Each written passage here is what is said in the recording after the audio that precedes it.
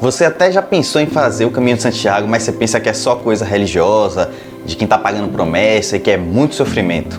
Mas eu posso te garantir que não, e que você pode colocar no seu plano de viagens, ainda que não tenha nenhum desses intuitos voltados à religião. E por que isso? Porque o Caminho de Santiago pode ser um passeio, entre aspas, como outro qualquer?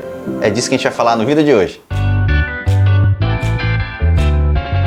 Olá, meus bigodudos queridos, sejam bem-vindos a mais um vídeo aqui do canal Café com Bigode, que você já sabe, é o canal que fala tudo sobre viagens. E hoje a gente vai falar sobre uma viagem que é inesquecível para qualquer um que faça ela. É tanta coisa para falar sobre o El Camino, que hoje eu vou fazer 10 tópicos principais só para dar aquela pincelada no tema. E se vocês quiserem um vídeo mais completo sobre o Caminho de Santiago, com dicas de hospedagem, o que fazer, restaurantes mais específicos a visitar e outros detalhes que a gente não vai ter nesse vídeo, deixa aí nos comentários que eu preparo esse vídeo mais pra frente, até porque ele tende a ser bem mais longo do que esse de hoje. Mas então vamos lá, as 10 coisas que você precisa saber sobre o Caminho de Santiago. Aliás, antes de começar eu queria indicar para vocês aqui um outro canal, que eu vou deixar aqui e um link na descrição, que é o canal Aprendiz Explorador. É um canal que eu descobri recentemente, que tem vídeos super legais, em especial sobre países, sua história, economia, várias curiosidades bem interessantes, e é muito bem feito, baseado em fontes sólidas, que muitas vezes é mencionado até na descrição dos vídeos. Eu achei ele muito legal, quis compartilhar aqui, então depois desse vídeo dão uma visitada lá e até deixem aqui nos comentários se vocês gostaram da indicação, do conteúdo. Eu particularmente gostei muito, por isso estou aqui indicando. Mas agora sim, vamos lá, as 10 coisas que você precisa saber sobre o Caminho de Santiago. A primeira talvez seja que mais afasta as pessoas de fazer o Caminho de Santiago, e é uma pena. Ou seja, você não precisa andar os 772 quilômetros do caminho francês para poder dizer que você fez o Caminho de Santiago. Existem outras regras que você pode cumprir, e sim, há regras para você ser diplomado como um peregrino, como alguém que fez o Caminho de Santiago. Aquilo dali é um diploma, já vou mostrar para vocês. E não necessariamente você precisa fazer o caminho francês. Você vai ter alguns requisitos mínimos que a gente vai falar hoje, mas não precisa ser esse caminho mais longo e mais tortuoso, que é o famoso Caminho Francês de Santiago, que é, de fato, o principal, o mais antigo Caminho de Santiago. Mas para você ter um certificado igual aquele dali, você precisa pelo menos andar 100 km ou mais, passando por alguns checkpoints oficiais do Caminho de Santiago. Nesses checkpoints, que pode ser um bar, pode ser uma lanchonete, enfim, basta a localização ali estar credenciada como um checkpoint do Caminho de Santiago, você vai pegar alguns selos que você vai colocar num caderninho que você leva, que é a credencial do peregrino, que aqui no Brasil, por exemplo, você consegue solicitar pela AACS.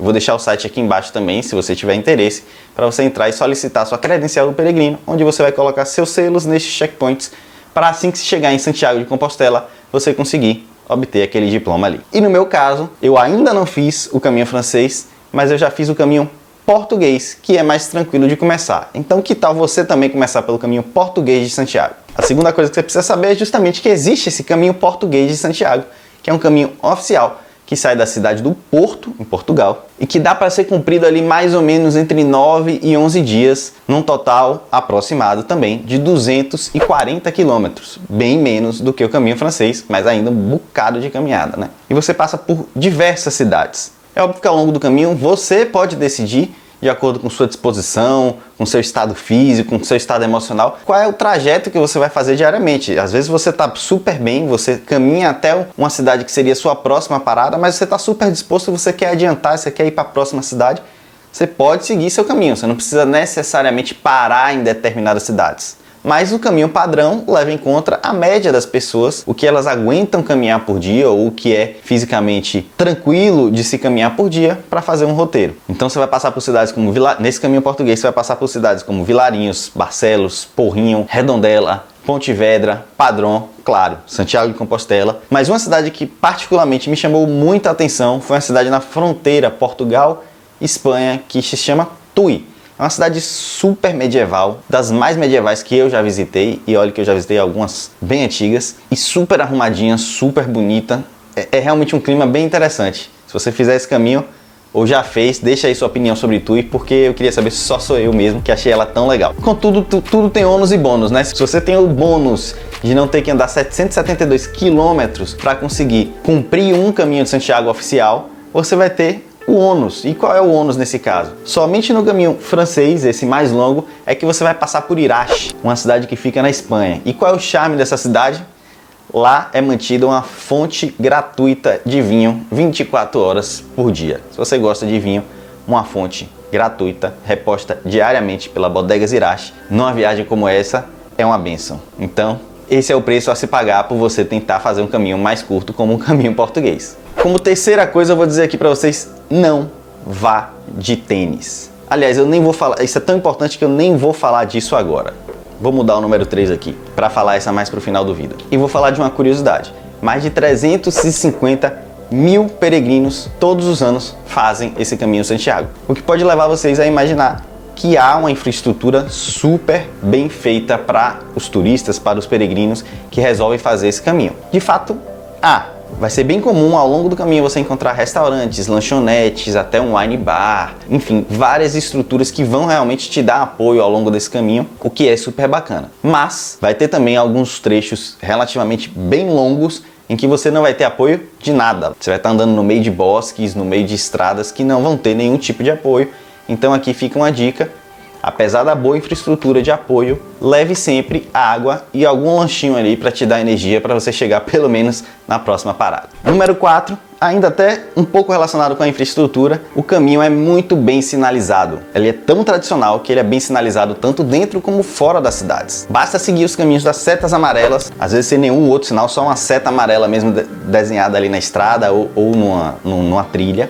Ou sinais como esses aqui, ó, que já estão aqui no cenário desde que eu comecei a fazer vídeos aqui no YouTube. Também é bem comum você ter pedrinhas mais ou menos nesse estilo aqui, que no meio da trilha você vai ter uma pedra que vai estar indicando qual é a direção que você deve seguir se você quiser cumprir e seguir ali o caminho de Santiago. E ainda nesse vídeo, mais pro final, em outro tópico, no 10, se eu não me engano, eu vou falar aqui sobre uma pegadinha que eu acabei caindo aí por conta dessa sinalização. Número 5 que a gente tem que dizer: curta o caminho. Muitas pessoas dizem em diversos assuntos aquela famosa frase de que o que vale não é o resultado final, e sim o trajeto que você cumpre até chegar lá. Você pode até discordar disso quando você está falando de empresas ou até de sua vida pessoal, mas especificamente no caminho de Santiago, essa é a maior verdade que alguém pode te dizer. A viagem em si não é chegar em Santiago de Compostela, e sim passar por todo o caminho até Santiago de Compostela. Santiago é apenas mais um ponto de todo esse caminho.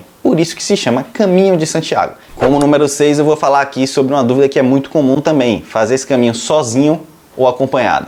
Bom, eu particularmente fiz com meus pais e minha ex-mulher, na época namorada, e foi bem legal. É interessante você ter pessoas para compartilhar dos momentos do que aconteceu na viagem, sentar para tomar um vinho quando você chega no seu próximo destino, na sua próxima parada, e até ter apoio se você tem alguma dificuldade, se você criou bolha no pé, se faltou alguma coisa, se faltou água, se faltou comida, você ter pessoas ali por perto também é bem interessante. Mas eu faria ela também, tanto com um amigo, por exemplo, como sozinho. Serão viagens completamente diferentes, mas que cada uma vai ter o seu valor. Sobre a viagem acompanhada, eu já falei os benefícios, e sobre fazer esse caminho sozinho, certamente vai ser um caminho que vai te trazer muita reflexão e provavelmente vai fazer você sair bem diferente como pessoa ao final desse caminho. Se você fizer o francês, então, que são quase 800 quilômetros e muita coisa diferente no caminho, muita cultura, muita paisagem e muita reflexão certamente que você vai ter ao longo desse caminho, você vai se tornar uma pessoa diferente e espero e acredito que melhor depois de um caminho desse se você fizer sozinho. Então depende da sua intenção, mas se é sua primeira experiência, eu aconselharia a ir acompanhado, porque é sempre bom ter um apoio a mais e principalmente se você não sabe se lidaria bem com passar tanto tempo sozinho. Mas tem um detalhe: ao longo do caminho eu vi pessoas que começaram a fazer o trajeto sozinho e foram fazendo amizades pela própria trilha, pelo próprio caminho mesmo. Então você também vai ter essa oportunidade de fazer amizades se você for sozinho. Quando ir também é uma escolha pessoal, mas eu vou tentar falar de uma época que seria a melhor ou a mais tranquila para todo mundo, independente das preferências assim mais específicas de cada um. E aí eu sugeriria a pessoa ir na primavera. Por quê? Você vai ter paisagens bonitas, ainda floridas, você vai ter um clima ameno, ou seja, pode até ter um friozinho, mas não vai estar muito frio, e também não vai estar aquele calor absurdo que faz em alguns pontos da Europa durante o verão. E você vai ter muita coisa aberta, então você não vai ter aquele inverno em que alguns restaurantes não funcionam, principalmente se for naquelas vilarejos menores, em que às vezes as pessoas nem estão ali mesmo durante o inverno. então você vai ter esse conforto maior. E por falar em restaurante aberto, eu também daqui a pouco vou dar uma dica imperdível sobre esse assunto para você não passar os perrengues que eu passei.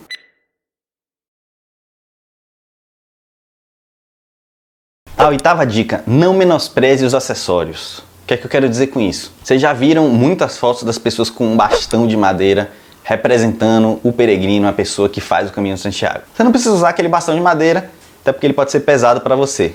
Mas eu realmente aconselho você usar um bastão de caminhada, que é mais ou menos um bastãozinho como se fosse aquele de esqui, sem a ponta ou até com a pontinha, e que ele ajuda muito. Em especial quando você está mais cansado e principalmente nas subidas e descidas ele serve como um apoio assim que realmente vai te ajudar ainda mais, lembrando que você vai estar com um peso nas costas que é a mochila. Outra coisa importante que eu menosprezei no início e eu aconselho que vocês não façam isso é usar coisas como esse daqui.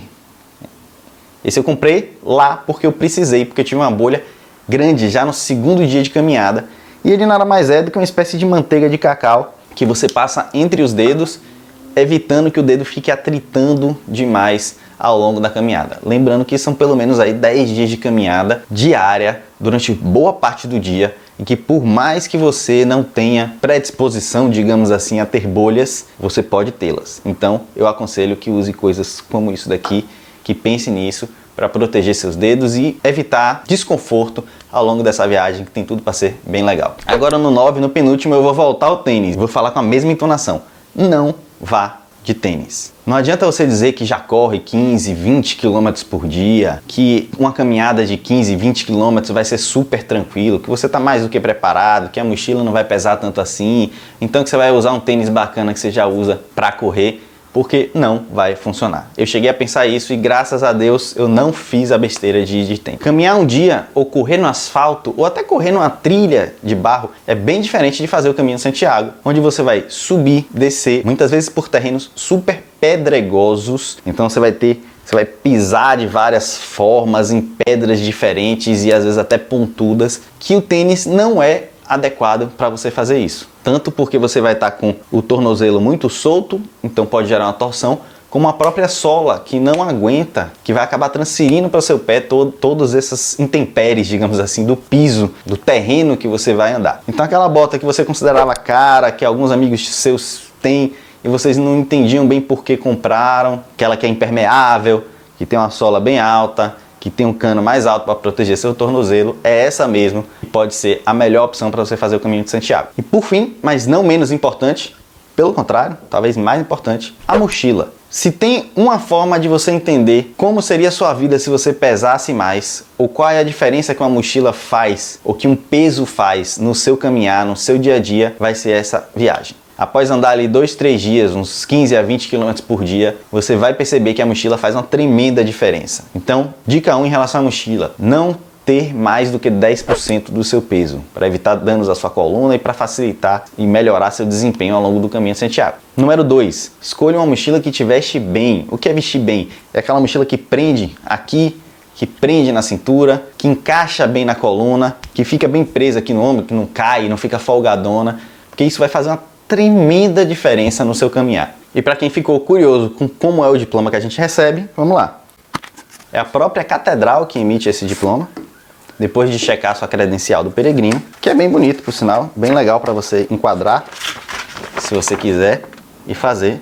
E é a prova de que você é um peregrino, de que você cumpriu o caminho de Santiago. E querendo ou não, é um documento que vai te lembrar dessa experiência fantástica. Uma outra coisa que perguntam muito sobre o caminho de Santiago: por que a chegada é tão emocionante? Por que as pessoas se emocionam tanto na chegada ao caminho de Santiago? Eu poderia falar para vocês que é a emoção religiosa de cumprir esse trajeto, poderia dizer que é a beleza da praça repleta de peregrinos se abraçando, poderia dizer que é a cerimônia do bota-fumeiro na Catedral de Santiago, que é muito legal, muito interessante.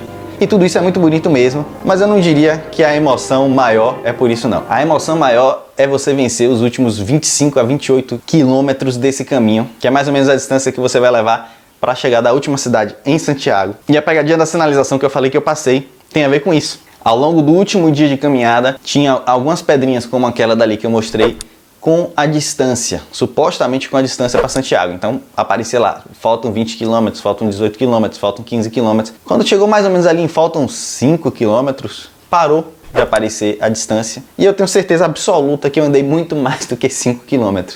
Então, eu achei que estava chegando e ainda levou bastante tempo. E aí que você chega, eu pelo menos cheguei por um canto da cidade ainda bem distante da catedral. Então você atravessa a cidade inteira, você sente que assim, já cheguei em Santiago, mas ainda está longe. E aí você vai andando com todos aqueles dias de caminhada acumulado, até que enfim você chega na praça da catedral. E aí a emoção é por isso, que você fala assim, você olha para o seu pé tá te avisando assim, não aguento mais, e você fala, calma porque eu cheguei. Esse é o principal motivo, na minha opinião, da emoção das pessoas quando chegam ali na catedral. Mas é claro também que envolve todas as outras que eu falei. Só uma brincadeira. Mas apesar de todo esse esforço, apesar de parecer sofrimento, eu posso dizer que é muito legal e que vale muito a pena. Se você tem dúvida, pode perder a dúvida, faça. E se você tem dúvida pela distância, lembre, como eu falei aqui no vídeo, que você tem a opção de fazer, ou pelo menos de começar pelo caminho português, para ver se você gosta. E se gostar, quem sabe, fazer o caminho francês, que é bem mais longo. Então não esquece de deixar aí nos comentários se você quer um vídeo mais completo sobre o caminho Santiago, com mais dicas. Um abraço e até a próxima viagem.